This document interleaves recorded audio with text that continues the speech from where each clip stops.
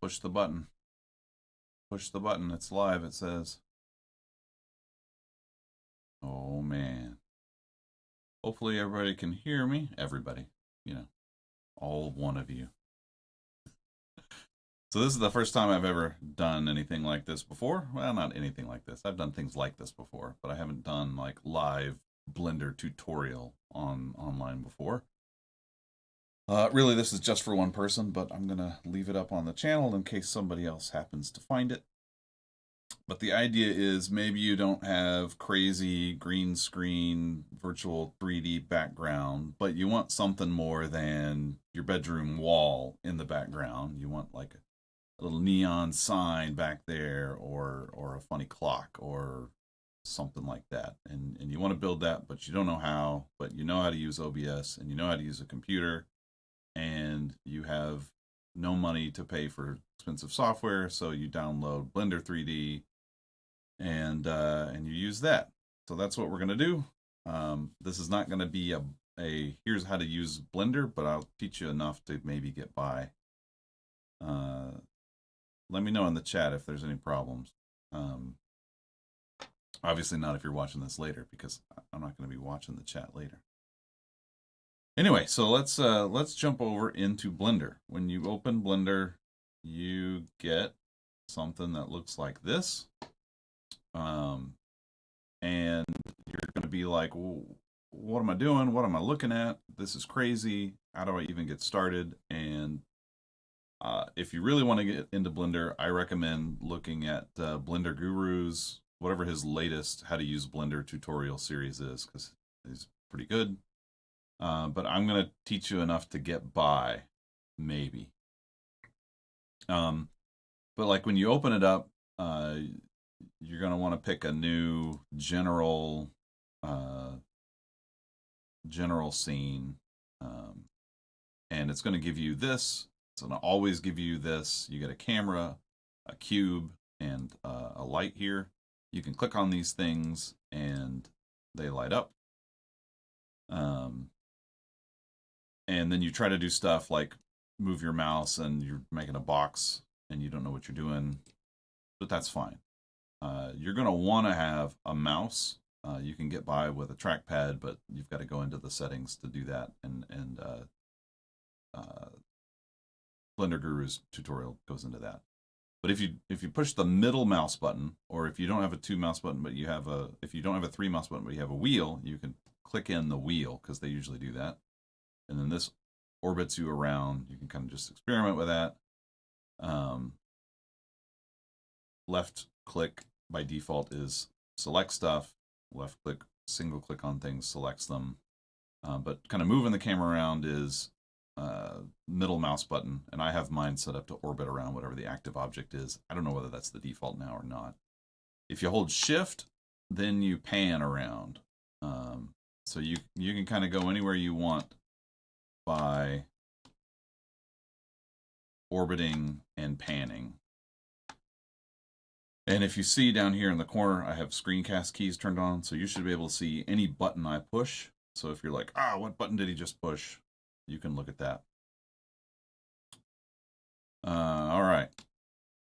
So the idea here is that we want to put some prop on the wall. And so in general, if you've got a camera set up, you've got a wall behind you, you can kind of approximate that by just putting a plane. And I'll show you how to do that. If you've got a more complicated setup where you maybe have corners and stuff behind you, or you're looking into the corner of a wall, there's a sweet program called FSpy, and it's at fspy.io. I'll leave a link to that in the description for later. But FSpy will let you basically drop in an image and then help you line it up, and you can export that to Blender. So here's a picture of my kitchen where I've kind of dropped it in and put some lines on some stuff, and it's figured out, you know, what the camera looks like. So if we have time, we'll come back to this complicated thing. But for now, we're just going to approximate a wall. And if you want to add something to our scene here, you want to make sure you're in the viewport, and you press Shift A for add. and you get all these things. But one we want to add is a mesh plane, because a plane looks like a wall. It's not an airplane. This is a regular, like, geometric plane. So we're going to click that, and you can see it's added it, but it's kind of like hidden inside of the cube that was already there. And we're going to leave the cube for now, but we need to rotate it so it's a wall and not a floor. The easiest way to do that is to press the R button for rotate, and then you can kind of do stuff with your mouse and see it rotates it according to your view, but that's not really what we want. We want to rotate it on one of the axes, and so we happen to want the X axis, so I'm going to hit X next, and see now we're rotating around X, but actually X is not what we want. Oh no, I've moved us around. X is what we want. We're just looking in the wrong direction.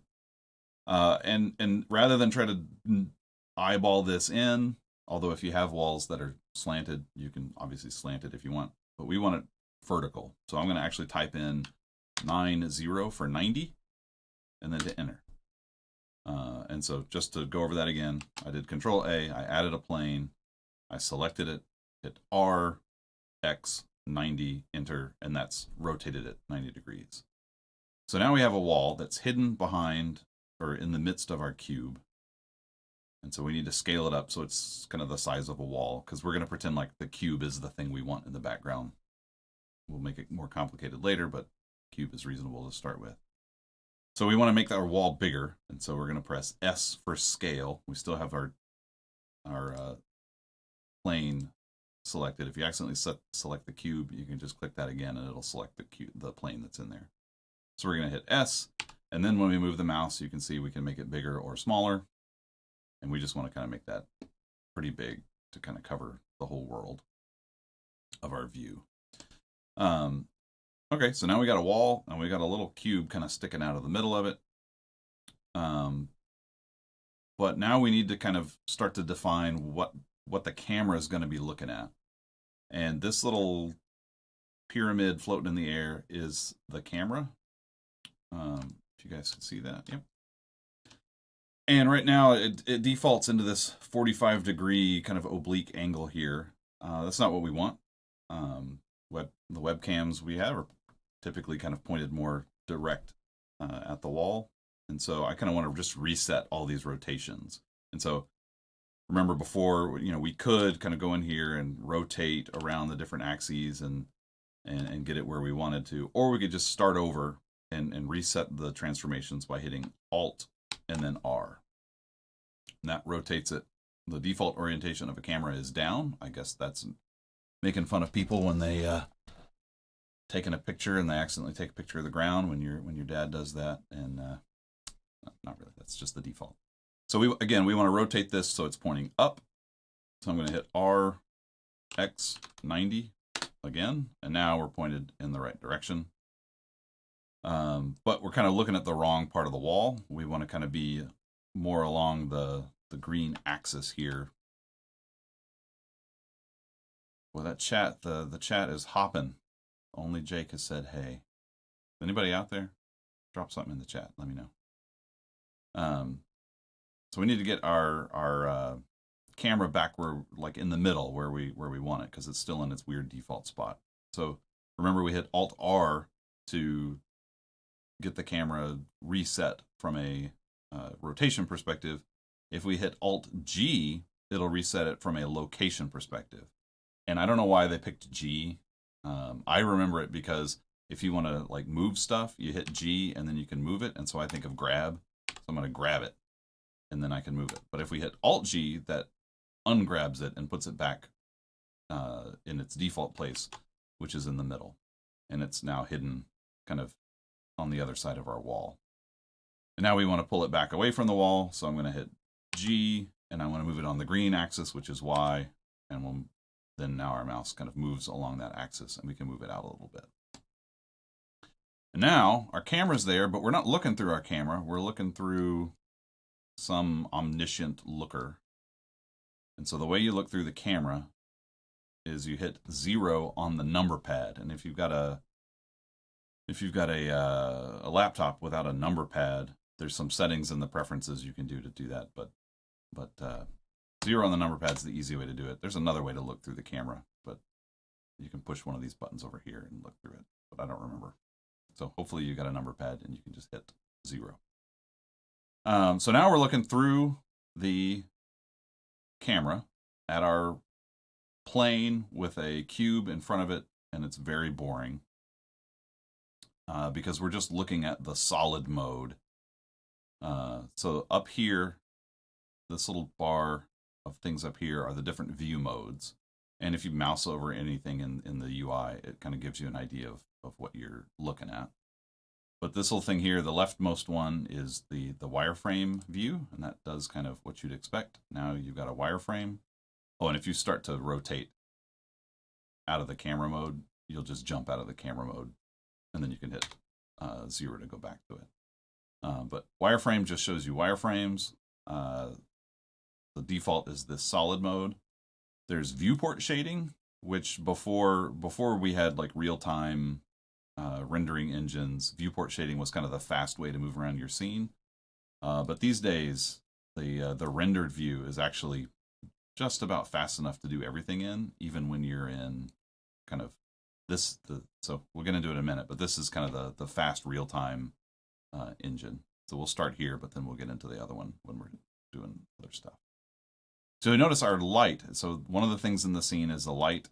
The light is hidden on the other side of our wall. And so we need to move it over onto the right side of the wall. And you got to think about your room. You know, in my room, I've got a bunch of lights, some studio style lights. But in your room, you may just have one overhead light, and you can move that again with G, and you can hit GX to move it along the X-axis, GY to move it along the Y-axis. But for now, just kind of put it, you know, somewhere between the camera and the thing on the wall.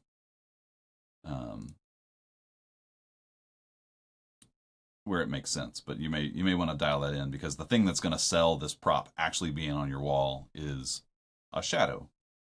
So you want to kind of render at least a believable shadow from a light source that's in the right spot. And so you can kind of move that. Another thing you can do to move things more precisely is on the number pad, the number 1 takes you to the front view. The number 3 takes you to a side view, and the number 7 takes you to an above view. And so if you want to move something, you know, halfway between the wall and the camera, you can hit 3, and now we're looking from the side, and I can kind of set this light up. I can hit G and move the light wherever you want, and then a click puts it down.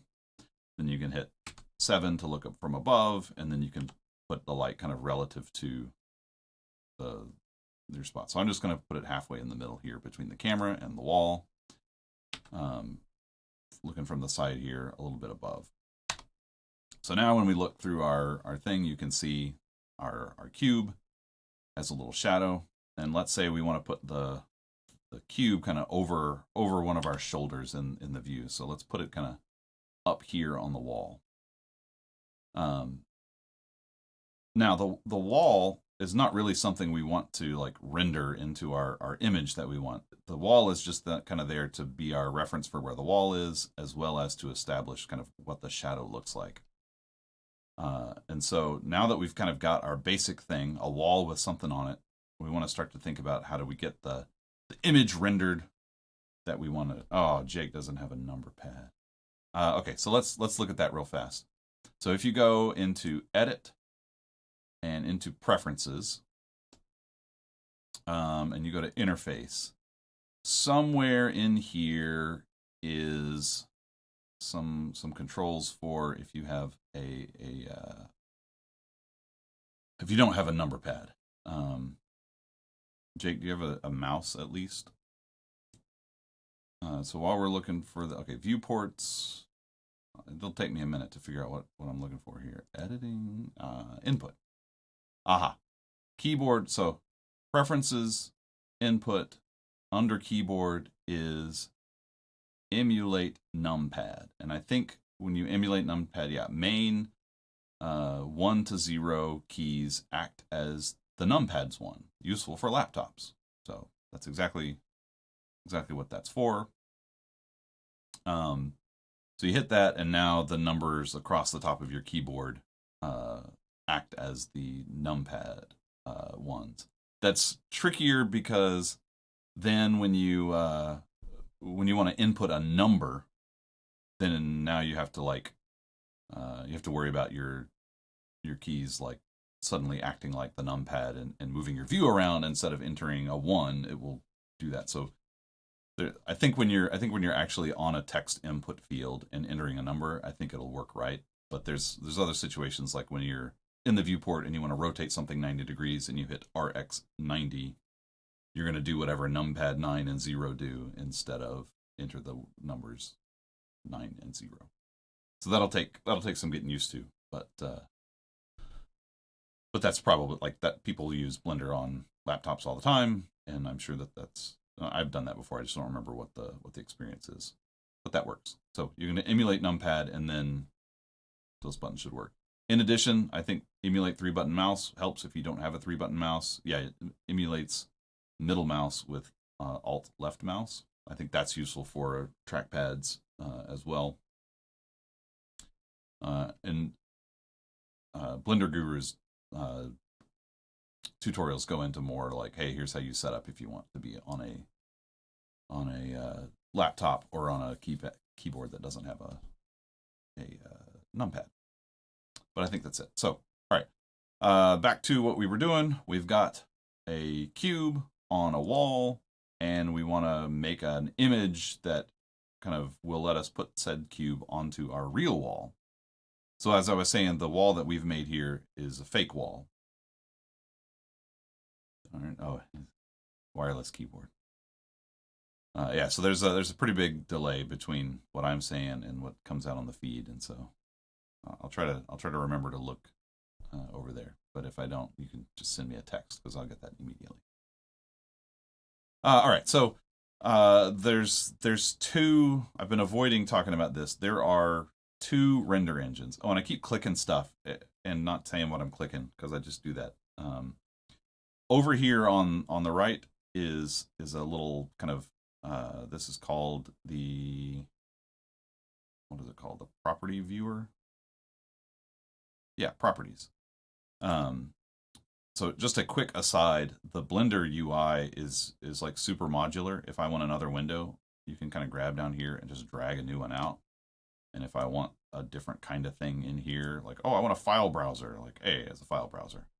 I'm not going to go into that a lot, but each of these windows is just an area that you can fill with any of the kinds of windows that you want. But the default layout is there's a property viewer over here. Property viewer has a bunch of tabs, and I'm on the render properties tab, which is the little camera thing. And so if you want to think about like, hey, I want to take a virtual picture that's rendering, that's what you're doing here. So there's 3 render engines. We ignore the Workbench one because it's old. But there's Eevee and there's Cycles. Eevee is the one that's a lot like a gaming engine where things are rendered as polygons and everything is a trick of geometry for speed, for rendering like a game engine renders. And then there's Cycles, which is a full kind of engine. And if you put it on Cycles and then select GPU compute as the device, and you're on a recent version of Blender, then it's pretty impressively fast. If your computer's not fast in that way, you can do all your work either in the viewport view that I talked about, or you can do your work in Eevee and then flip over to Cycles to render. We need to do Cycles because of the way that we want shadows to work. So that's what the way I'm gonna teach you here. But let's set up Cycles. There's a whole bunch of options here, just like as many options as you could think of, but there's a couple of options that are important for what we want to do.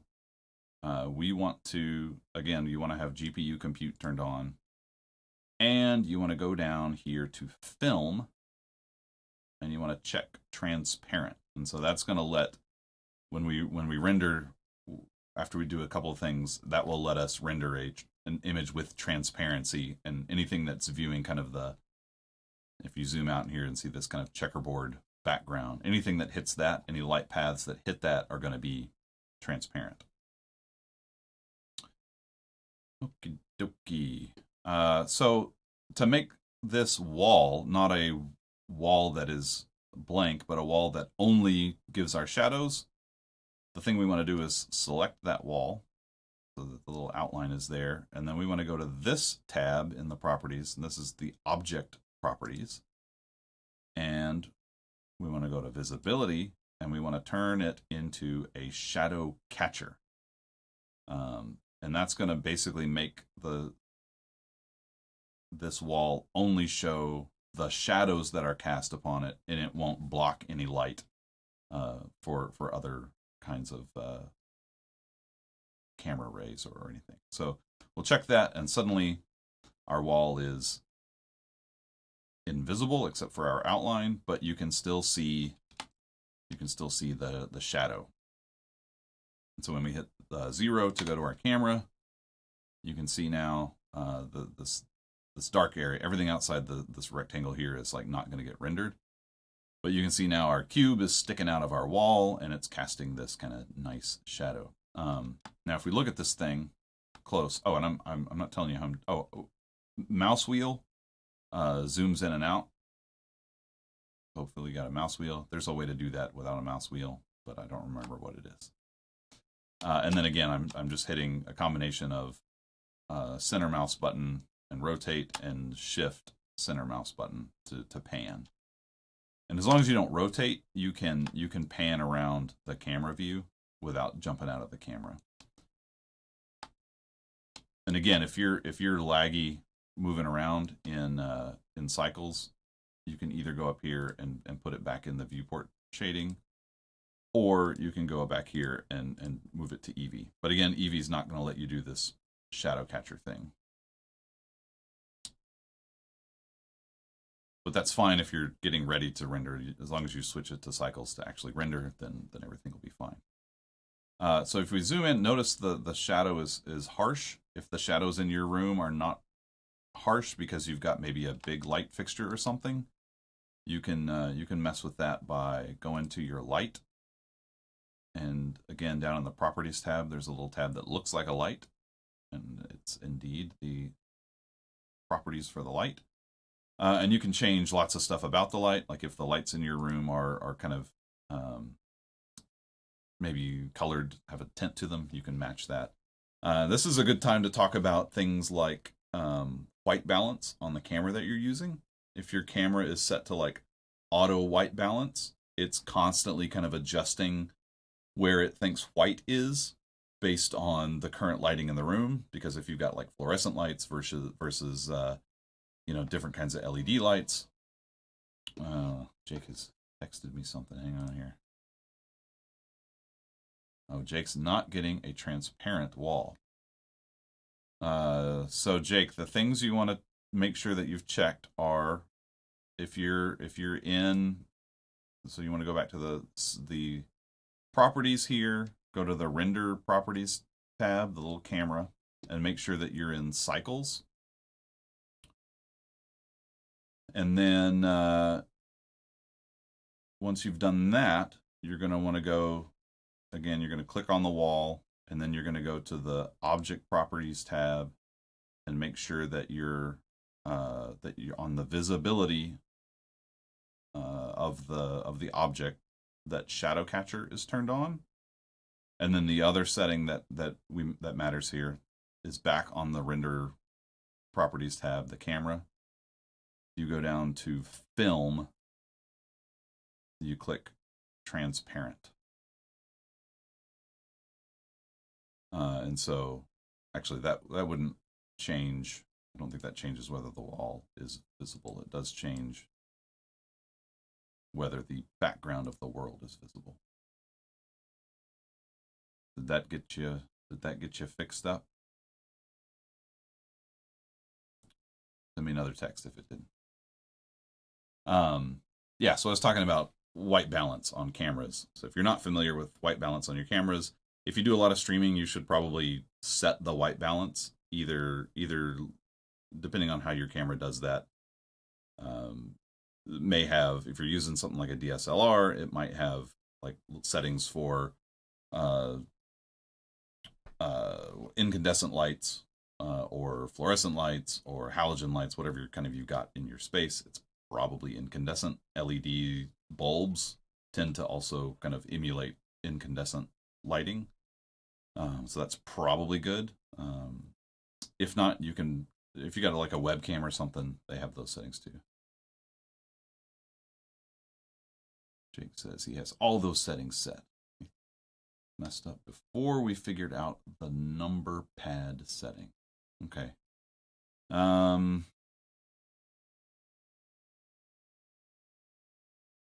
me look at the picture he sent me real fast here.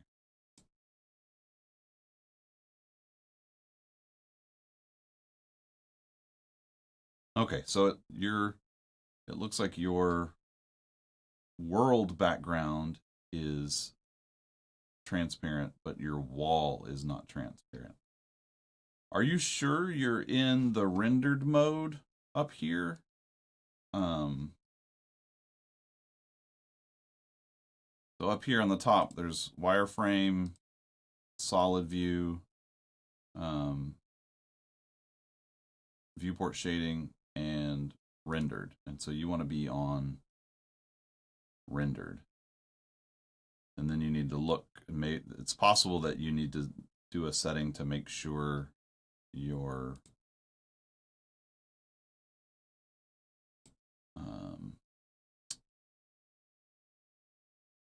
yeah, so under okay, so if you go to preferences to system, and then you want to look for depending on what graphics card you have, you either want to do CUDA or I recommend optics if you have that option. So pick optics, and then you can pick the video card that whatever good video card you have.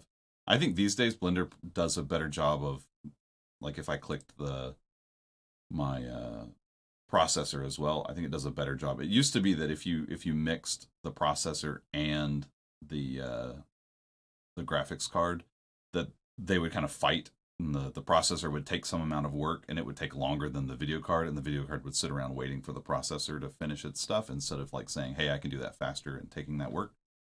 And so I always turn that off, but I think these days that probably works okay.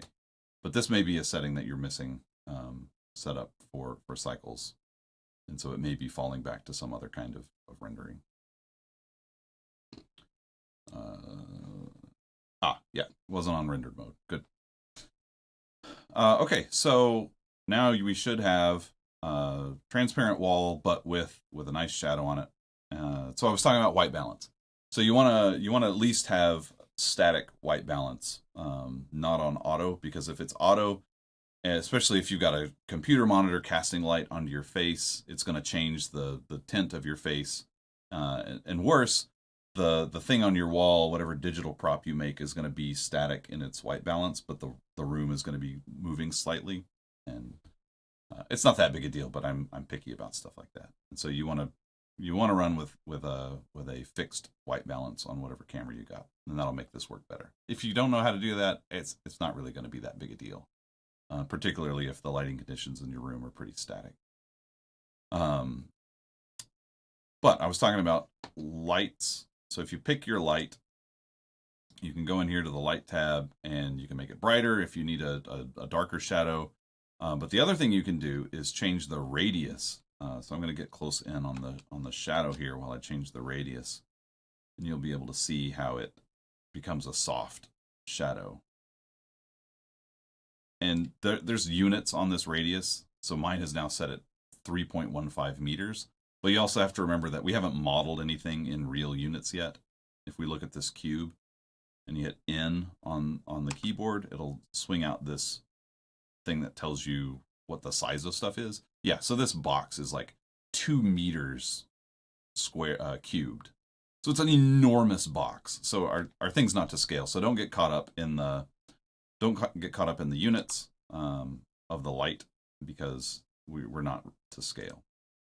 Usually if we were going to do something real, we'd want to be to scale. But in this case, we just want it to look good. And so you kind of just want to look at what the shadows look like on your wall and kind of play with the radius to match them.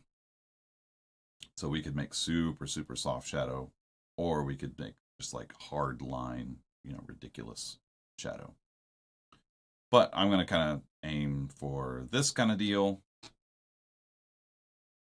And now we've got, if we hit 0, go look at our scene, we got a box with a nice shadow.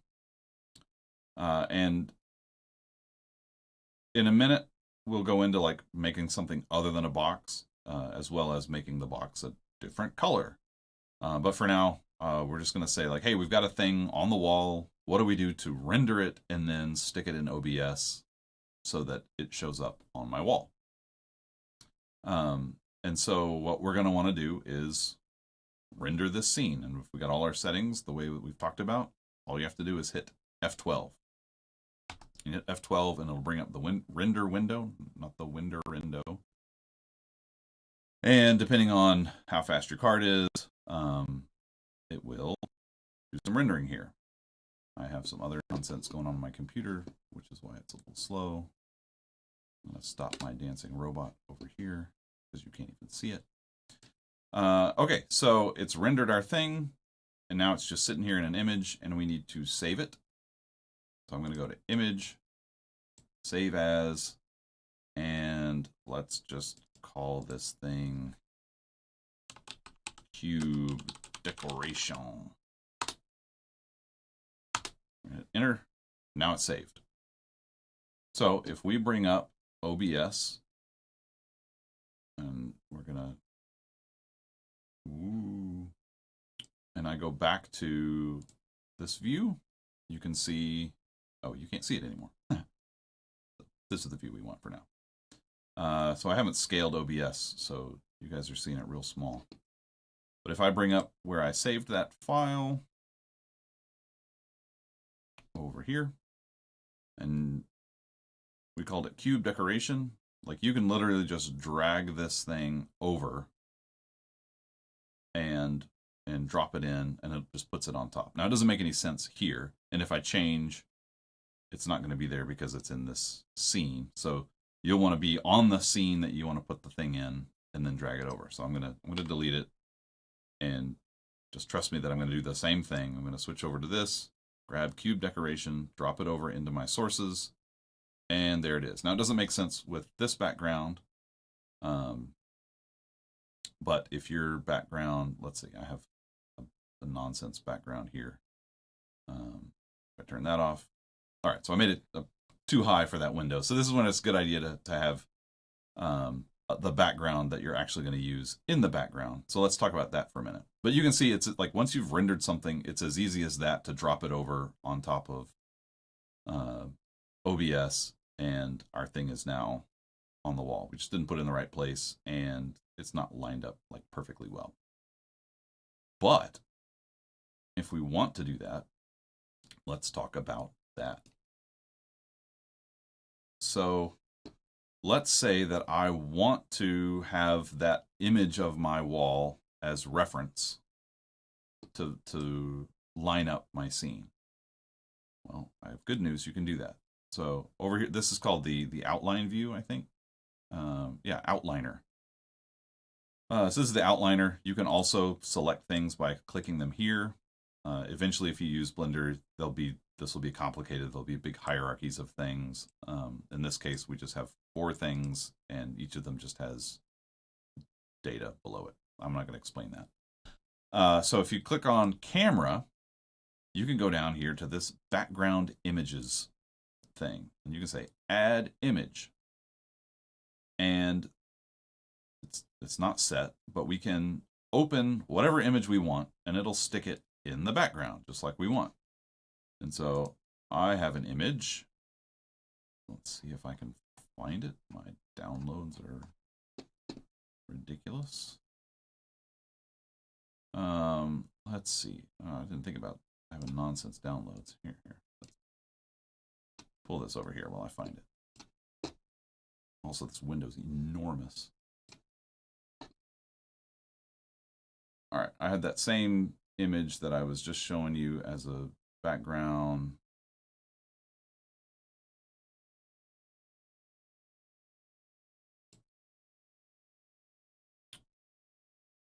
Let me list based on date modified.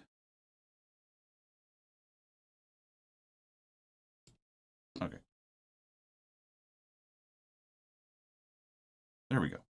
So you just select it, and now that is a background. So this doesn't contribute to our scene at all. Like if we render, we'll still just get that. This is just reference. And so you can use this to line up our cube. So we can select our cube, hit G, and we can pull it down to there. Now, if you notice, the wall is a little bit slanted, but it doesn't look that bad. You can really kind of dial it in with the camera if you use that F-Spy program that I talked about. But for now, let's do this. I don't want to get too distracted by that. So if you notice, the wall still, like, we have part of our cube behind the wall. And so you can, if you hit G and then Y, if you've lined things up the same as me, it may be X for you, depending on how you did it. Then you can move things in and out of the wall. So if we didn't want it quite so far out of the wall, we could do that. But that way you can get it to a part of the wall that you like. If you want, we can actually kind of rotate our wall. So I'm going to back up just so you can see. If we hit RZ, that will rotate around Z.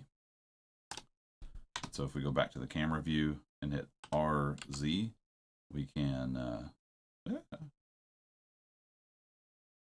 kind of dial in the wall the way we want it.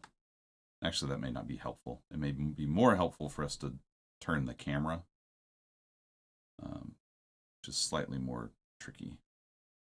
So if you hit, if you select the camera, you can either select the camera by clicking the outline of it, or you can come over to the outliner and select the camera. And then when you hit rotate, now you're rotating the camera, and this is kind of mind-blowing. But what we want to do is kind of rotate it on Z the same way.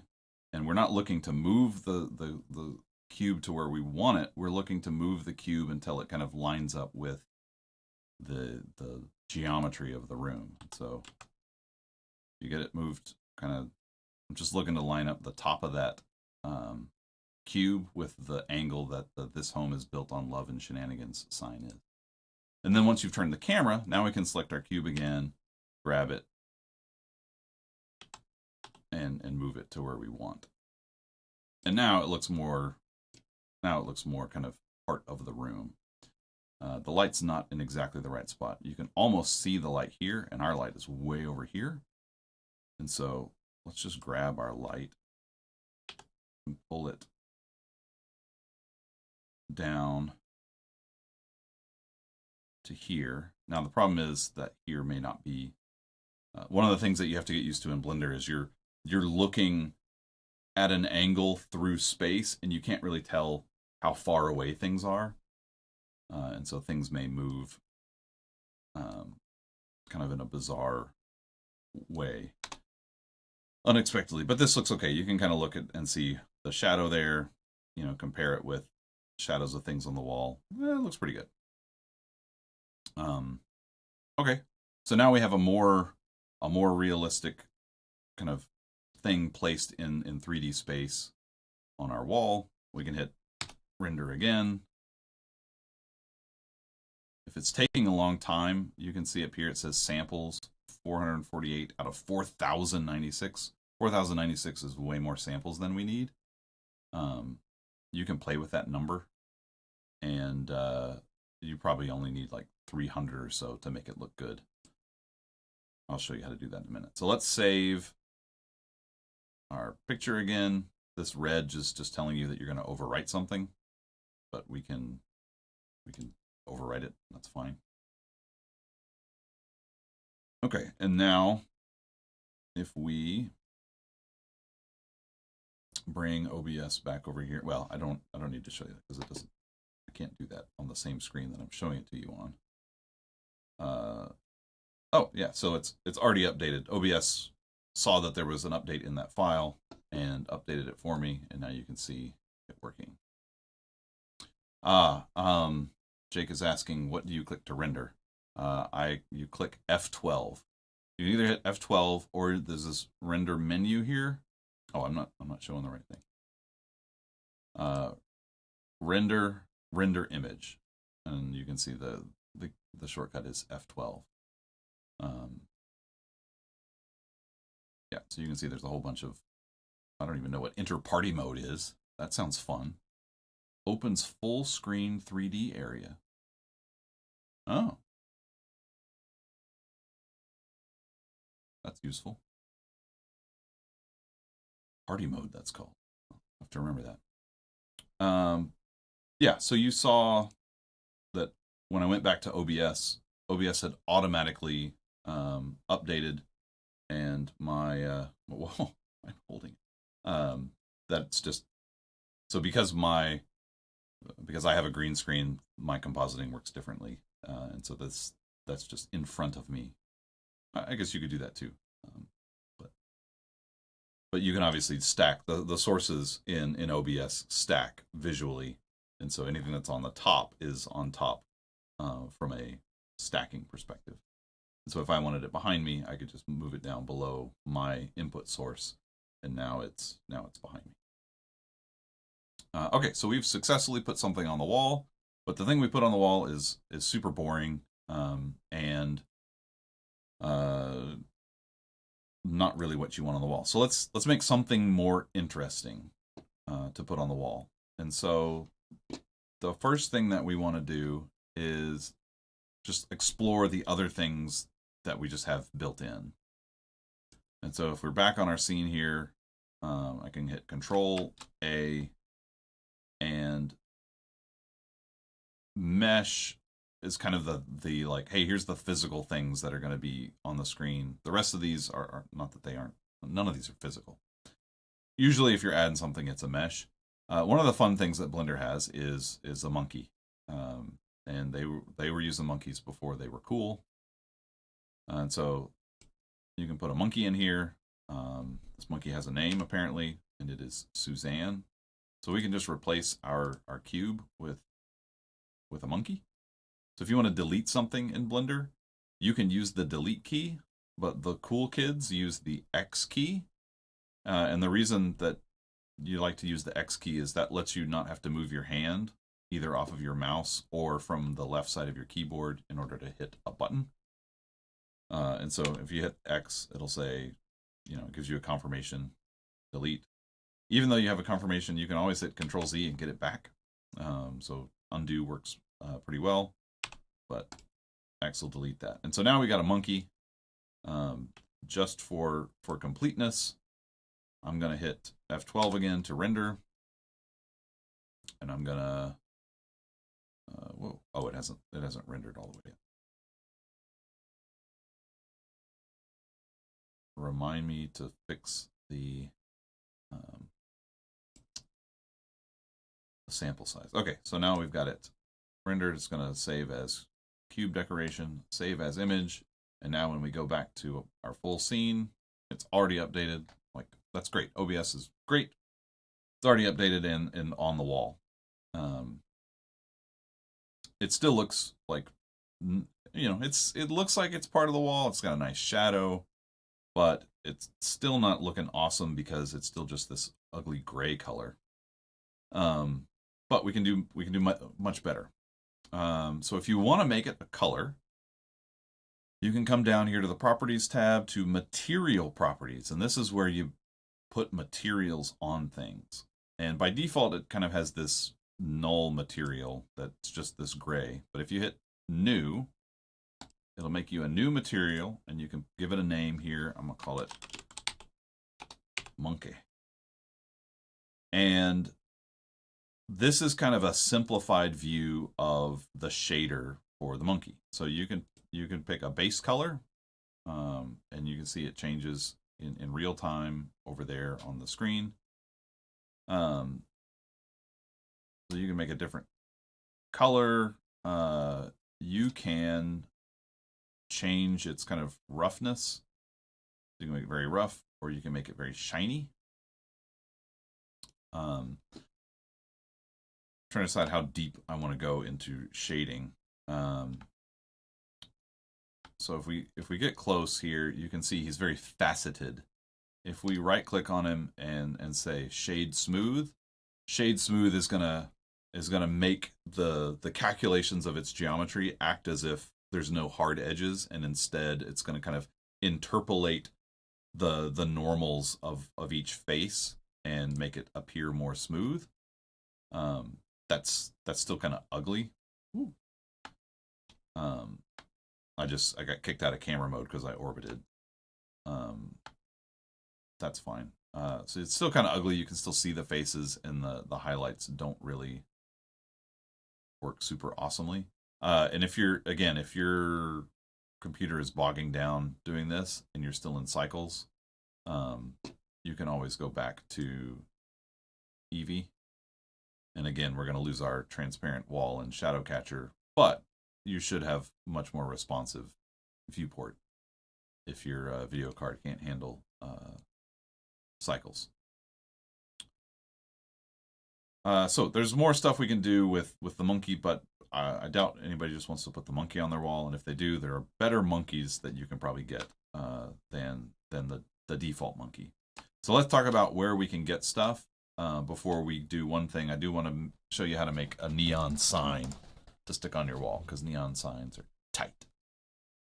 And Jake asked for a neon sign as a specific thing. So there's a bunch of sites that you could like download stuff. So like Turbo Squid is one. Let's see, where's my? I have a. So let's go to Turbo Squid. I'm going to go to everything off screen just in case some nonsense happens. Shows my bank account on the screen or something.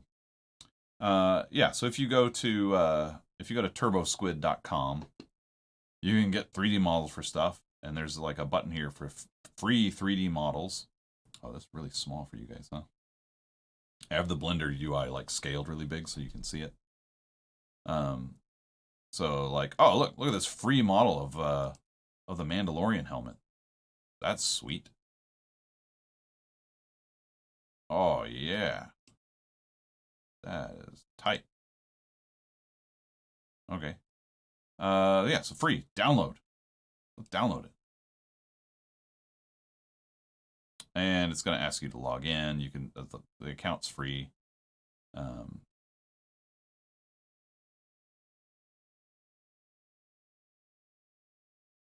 Where did it go?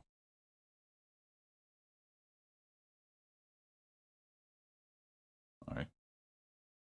Go back to free 3D model. There he is. Download. And it's going to ask you some nonsense questions. You can just skip it. You can see I've downloaded some interesting things. So I'm going to download Mandalorian mid-poly FBX. And sometimes it won't be in a format that you can use, but FBX is definitely one we can use. So then let's go to File, Import FBX. And we're going to go to Downloads. And here it is, Mandalorian FBX. Sometimes if you're doing armatures and stuff in FBX, you have to do like automatic bone orientation, but this is just a static object, so we will import FBX. And it's probably super tiny and hidden behind our wall or something.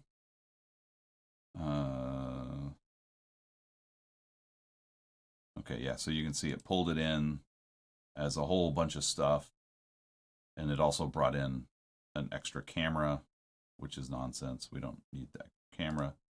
So let's pick this. You know, one of the things you got to do when you're pulling stuff in like this is figure out kind of how you're going to work with it.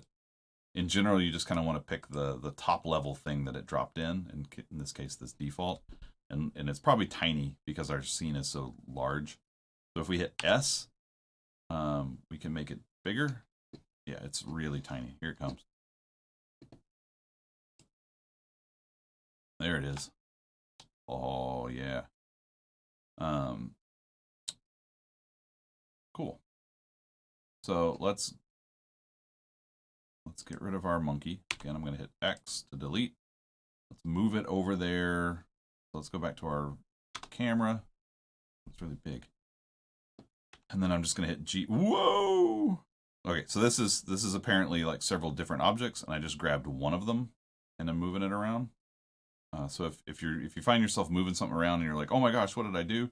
You can just hit escape and it'll kind of stop whatever you're doing.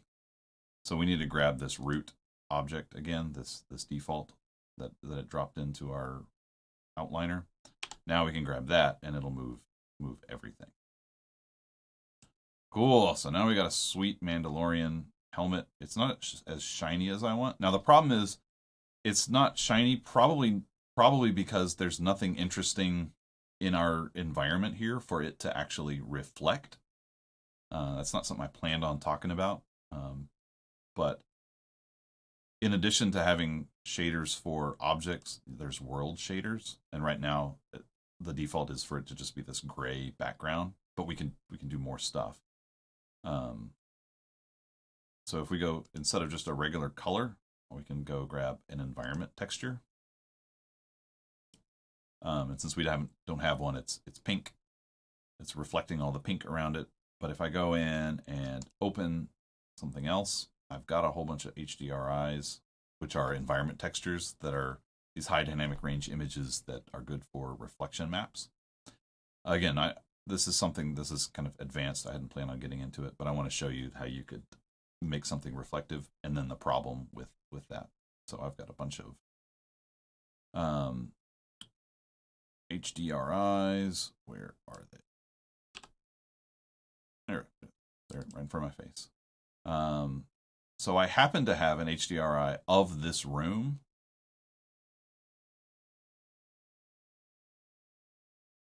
And so when that loads in, now this thing looks more interesting because it's actually reflecting something.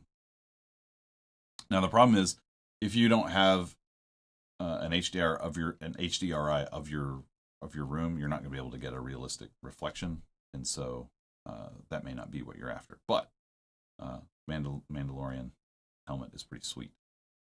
Maybe we can do a follow-up where I can show you how to make an HDRI of the room that you're in so that you can get accurate reflections from the thing that you want reflecty. Just to show you just to give you an idea of what an HDRI is doing, I'm going to go back to the render tabs and turn off transparent so that you can see what would be in the background, and you can see it's the same room. So this is the wall. So what's interesting is it's not lined up the same way as it is in real life, but in general the colors are kind of there, and so it's okay. But the problem is that if you want a reflection, you have to provide it. You're not going to get it for free in this virtual world. But that's pretty sweet. We got a Mandalorian helmet on our wall. Now let's say that let's hide this thing. It's easy to hide stuff with this little button here, but in this case, it's a whole hierarchy of things. You can organize things in collections. Since this thing is just a thing we got off of the internet, let's just delete it. So I'm going to select hierarchy to select everything under there, and then hit X, delete, and it's gone. Get rid of this extra camera that got created. And now let's make our own thing. So let's make a neon sign. And so let's make a neon sign that says something interesting. So the first thing that we want to add is some text, because our sign is going to have something written in it. So I'm going to add text. And now when text gets added, it gets added, everything always gets added wherever the 3D cursor is. This little thing with the red and white circle around it. But you can change where that is, but I don't want to get into that. But in general, when stuff gets added, it's there. Because our scene is really big, it's hiding over there, and our wall is in the way. But if we make it bigger, what's happening? Oh, there it is. It's also laying down, so when I make text, I almost always hit R, X, 90 to get it rotated the way I like. And now, hey, there's our text. So I keep hitting 0 to get back to the camera view, because I kind of want to put this on the wall in that same view. Now we can hit the text data properties here. And I like to, for this case, let's change the horizontal alignment to center. And the vertical alignment to center. And now, if we type more stuff, it'll stay in the same spot and just get wider and taller, rather than going off in one direction, because we want to put a box around this thing, and we want it to be easy to manage. So neon signs usually kind of have the outlines of the letters, and neon signs are made out of like glass tubes, which you can't bend really sharp angles, and so normally neon signs have like curvy letters, and so we need to find a font that represents that better. So you can go down to font. Again, we're still in the text properties of our text object, and you'll find font if you scroll down. And you can do a bunch of stuff with bold and italics, but really just you can just pick the regular. So you hit this folder to go find a font, and it will drop you into the Windows/fonts folder. And so that's confusing because most apps use the Windows services for fonts, but for some reason Blender just looks at the raw file system. And so the other day I downloaded a font that I thought, hey, this will be great for a neon sign because it's curvy, and I have promptly forgotten the name of the font. And so we'll find it by slowly scrolling through every font installed in this folder, which is not every font installed in Windows, because by default, when you install fonts in Windows, you install them into your user font folder, which Blender doesn't look at by default, but you can go find it if you need it. But I always install fonts into this location so that I can find them in Blender. Oh, here it is. June Goal Regular. I looked at that and I was like, oh man, that'll make good neon sign. So I'm going to pick that font, pick open font, and now our text is roundy. Let's go ahead and move it over to where we want it to be. Now, it's on the wall, and so I really want to kind of keep it on the wall as I move it over here. And so there's a trick you can do, since I know that that is on the XZ plane. I don't want to move it on the Y. So if you hit G again to grab it, and then hit Shift Y, that says, hey, allow this thing to move on any axis but Y. And then you can move it over wherever you want. So let's put it in the same general spot. Now I do want it to be a little bit away from the wall. So I'm going to hit G, Y, and then move it away a little bit. Because again, we're going to stick this away from the wall and put a box behind it so we get a nice shadow. Okay, so here's our text, but it's just kind of floating in the air, and it doesn't look like a neon sign. And you may be asking, Mark, you said you were going to make a neon sign. That doesn't look like a neon sign. So we want to change the way this is rendered. Instead of solid, we want just kind of the outline. So if you go here, oh, here it is, fill mode. So again, we're looking at the font, we're looking at the text object. We're on the object data properties, which looks like a little A. And we're going to change the fill mode from both, meaning both front and back, to none, which means neither front nor back, which makes it effectively invisible. But then we're going to go down to bevel, and we're going to change the bevel to something that looks like the size of what we want our neon tubes to be. So sweet. So now you're saying, well, now it looks like the shape of a neon sign, but it's not glowing like a neon sign. And you'd be right. So now we need to make it, we need to give it a material that looks like glowing neon. So we're going to go to the material properties. We're going to say new, and let's make it, call it neon.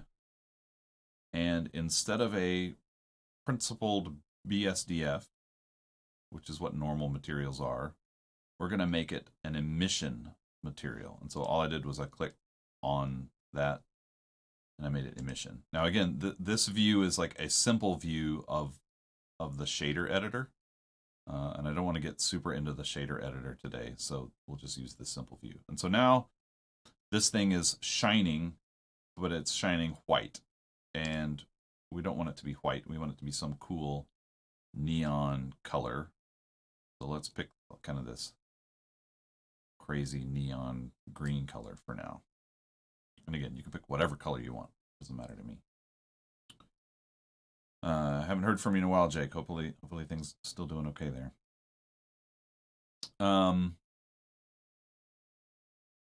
So emission is just going to make a material that is just solid that color. But it also means that it's emitting light. And when we add a box behind this to catch the light, you'll see it glowing. But we also kind of want it to be bright, and so we want its strength to be more than just 1. Let's make it strength 10 because neon signs are bright. Now it doesn't look like it's glowing because there's a thing that we need to do. Cycles tries to be realistic in its rendering, and the glow around stuff is either volumetric, meaning it's hitting particles in the air, or it's on the lens and it's a lens artifact. And Cycles doesn't have a notion of a lens to make things shine off of. I mean, we could put we could put an object that was our lens and refract the light and try to make it that way, but there's a different way to do it. Jake and I talked about this offline, but if you wanted to do this in Eevee, you get this for free with this bloom option. Like, hey, look at that. It's exactly what I want. But it doesn't support the shadow catcher thing. And indeed, even Cycle doesn't support the notion of a emission catcher which catches light, because you can't tell it to catch that light and not the light from the light. And so it's complicated, but we're going to get there. And we're going to cheat to get there by having the light be caught with a box, because frequently neon signs are in little boxes. So let's make a little box for our text. And so I want my box to be exactly where this text is. And if you recall, when you add things, things get added at the 3D cursor. So I'm going to hit Shift S. And I want to move the cursor to the selected object. And again, you don't have to do this. You can add it to the thing and then move it, but I'm going to do it this way. Cursor to selected. So now you see my 3D cursor is on my text.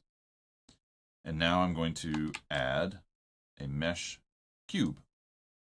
Hey, so there's our cube back. And I don't want the front face of the cube because I want a box that I can see the neon sign in. And so I'm going to hit Tab to go into edit mode. So the other way to go into edit mode is up here where we see object mode. I can pick edit mode.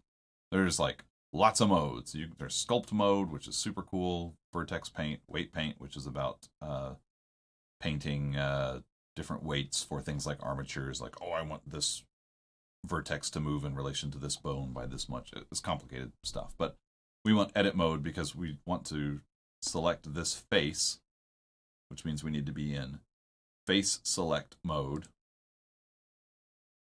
And the hotkey for that is the number 3. But face select mode, we're going to select the front face, hit X to delete it, and delete faces. So now we've got a box that has our sign in it. I'm going to hit 1 on the numpad to go to the front view, and I'm going to use this to line up my box. Again, I'm panning and zooming with Shift and the middle mouse button. Don't forget to look down at my screen keys if you don't know what I'm pushing. I'm going real fast, but I'm happy to follow up with anything.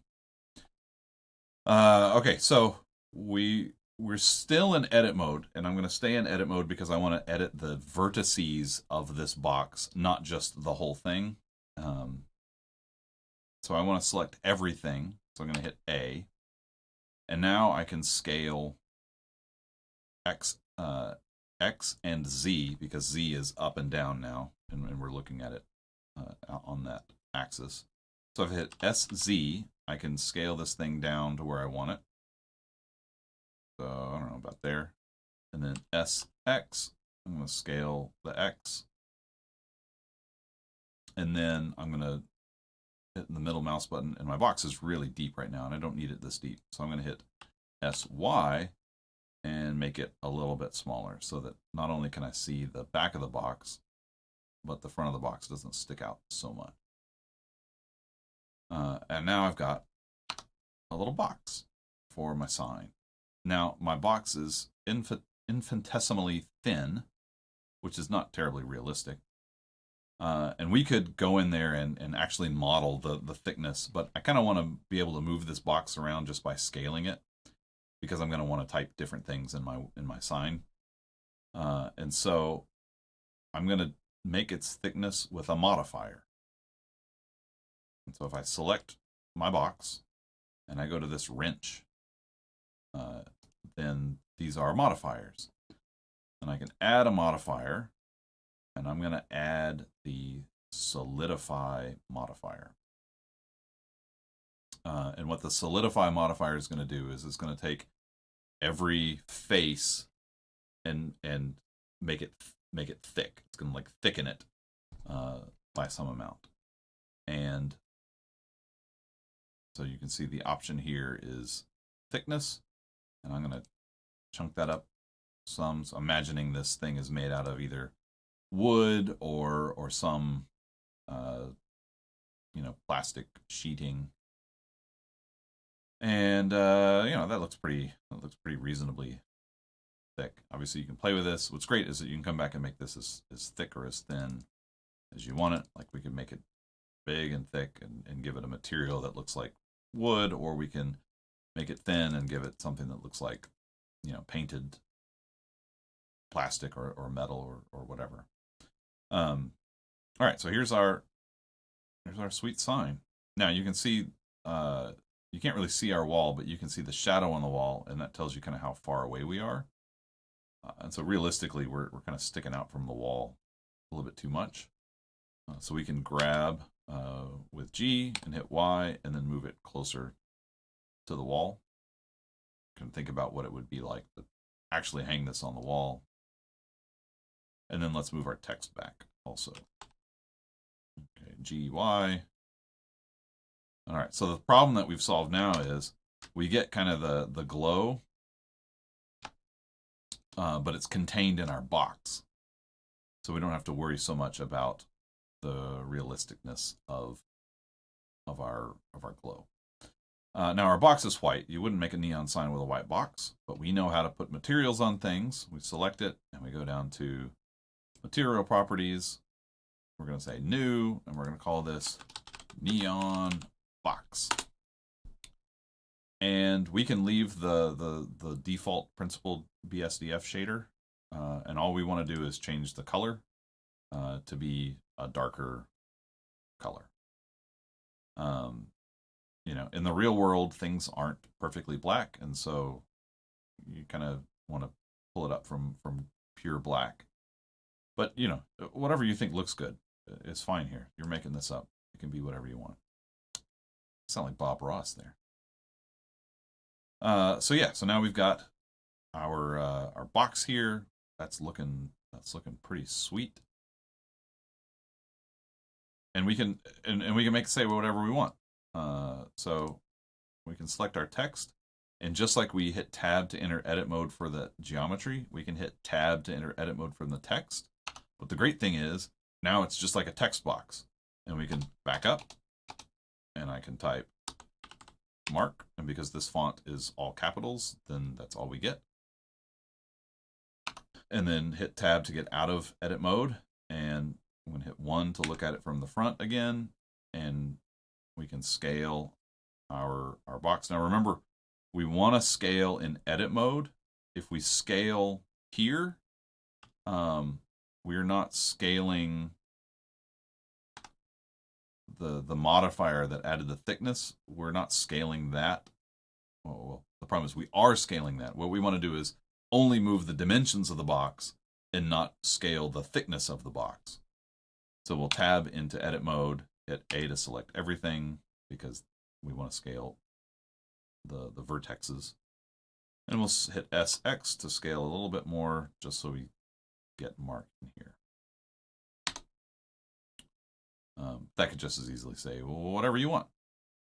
And notice we still have our nice shadow. We can edit our light a little bit if we want to make that look different. We're gonna hit tab again to get out of edit mode, and let's just render it, see what it looks like. So I'm gonna hit F12, render it. And oh, I told you I was gonna change the samples, and I did not change the samples. It normally doesn't take this long to render this many samples, but I also have OBS is using the video card to do its compositing and encoding. There's other stuff going on. As soon as this is done, I'm going to go change samples so that we don't have to endure this again. You can see it hasn't changed what it looks like in many, many samples. All right. And it's done. So let's go to the render tab here and change our samples for render to let's just go with 1024. You can play with that. If it looks real grainy, then you can make that bigger. You can also turn on denoising, and it'll take away the grain. I think denoising is on by default now because it works so well. Okay, so it rendered. Let's image, save as, cube decoration, save.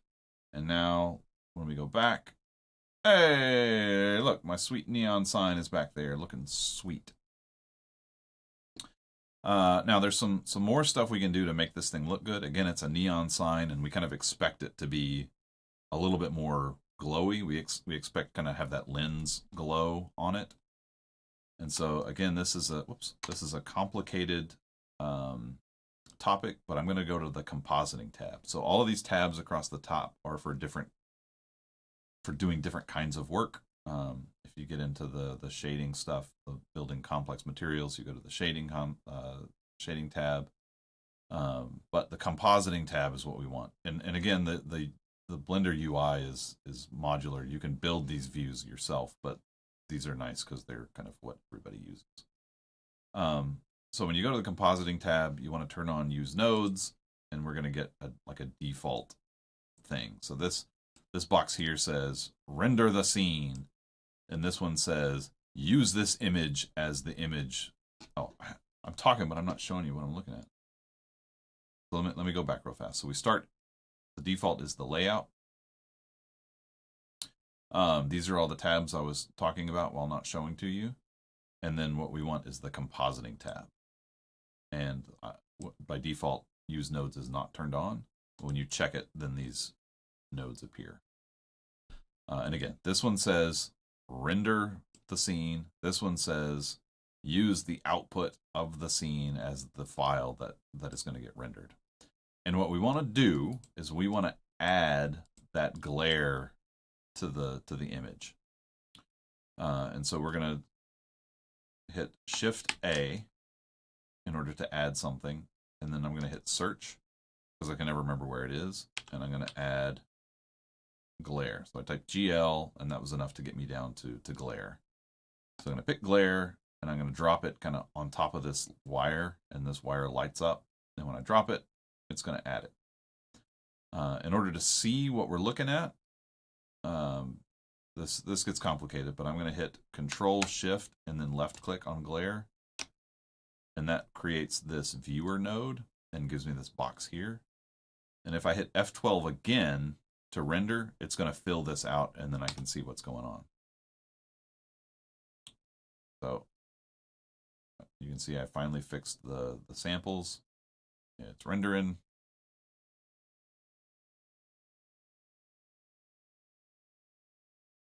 Still taking forever. I don't understand why it's taking so long. But it is finally finished. And you can see it's actually shown us the compositing output. So by default, the glare node adds these streaks. Oh, in this view, you can move around the same way. You can zoom in and out with the wheel. You can pan around with the middle mouse button. There's no orbiting because this is just a 2D view. I don't know why it's not showing me the output in the window here. Huh. I don't understand. Normally it just shows it to you after you render. But we don't want streaks. We want fog glow. And then maybe they've updated it. Maybe it shows up in the render view. I don't know. This is 3.1 beta, and I haven't used 3.1 beta yet. So maybe they changed something. But fog glow is what we want. So let's hit F12 and render it again. Unfortunately, wait. And what it's going to do is it's going to render the scene, and then it's going to apply that glow on top of it. And because our neon sign is really bright, it's going to get the glow that you kind of expect to see. And it may be like too much, and it may be overboard. But you can dial it in with the settings of the node here.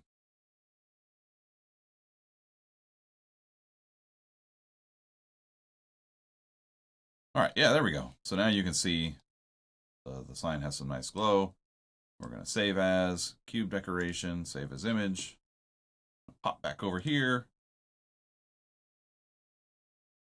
I can't tell whether that actually updated. Doesn't look that different. But that's reasonably believable as a sign in the background. Yeah. And so just to prove it's not really there, you can turn it off and turn it on, and you can make like a bunch of signs that say different things. Like you could say, and you can a lot of people have OBS plugins. If you're streaming stuff, you can do lots of crazy stuff. But you could have that scripted where you hit a button and something shows up, or even do interaction with viewers from different plugins for Twitch and stuff. But yeah, so you can go in there and change the sign to say whatever you want. Have a whole bunch of those set up in OBS and turn them on and off, and plaster signs all over the wall behind you. But I'm sure that you may need a couple of views of this video to catch up, and I may have skipped something or not told you something that's actually required for you to understand. So leave a comment or send me a text, and I'll try to answer your question. So I'll give just a couple seconds to if somebody wants to type something in the chat. And while we're doing that, I'll show you my my new. So I have fake backgrounds I use for my meetings at work, and so this is my new one. These are assets that I got from Ian Hubert mostly. He went and photo scanned a whole bunch of airplane cockpits and stuff, And then I got my little robot riding on there. So if you have green screen, this is the kind of nonsense that you can do. And so this is just Blender running, another instance of Blender running, and then I have OBS set up to look at that thing, and then I use a mode of Blender that takes away all the UI and only shows you the viewport. And so this is obviously the real-time Eevee renderer, because I'm not doing any of that transparent shadow stuff that we were doing in the other video. Yeah, so I think maybe that'll do it. We're at an hour and 20 minutes or so. So yeah, leave a comment, hit that like button, subscribe. And hey, Jake just sent me a picture of his stuff. Looks like he's got a little bit of wonky scaling that happened, but that's cool. Yeah, look at that. Awesome. All right, you guys. I'll do another one of these. Maybe we'll make it less of a end-to-end crazy thing and more of a like, hey, let's dig in to a specific deal. But I don't know. Send suggestions on what you wanna learn next.